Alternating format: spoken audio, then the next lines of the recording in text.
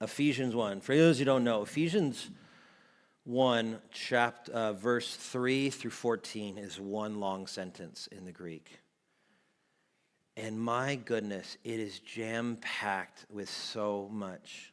One of my favorite preachers, Martin Lloyd-Jones, preached through the book of Ephesians. And in chapter 1 alone, I think he had something like 47 sermons. He spent like almost a year just in that one chapter because it is so much is in there. I mean, it talks about the blessings of God. It talks about being chosen in Christ. It talks about being redeemed by Christ. I mean, it is again, I think it was B.B. Warfield that talks about, it's like Paul is breaking out in the song as he writes this. I would say Ephesians chapter 1. I mean, aside from maybe the book of Hebrews, I don't think there's another book of the Bible that exalts Christ to such a magnitude as Ephesians does. So I would say, like, if you really want to grow in, like, what does it mean to meditate on the infinite pleasures of God? I would start with Ephesians chapter 1. Ephesians chapter 1.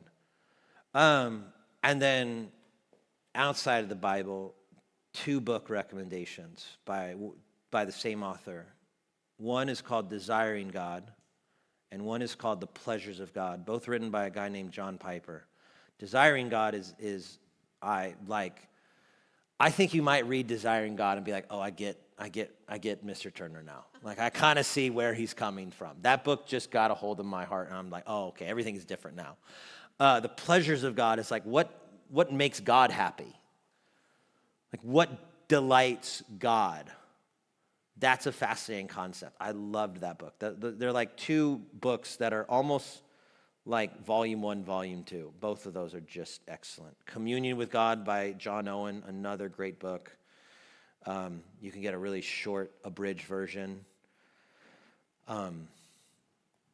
Romans 8, what does it mean for the life in the Spirit?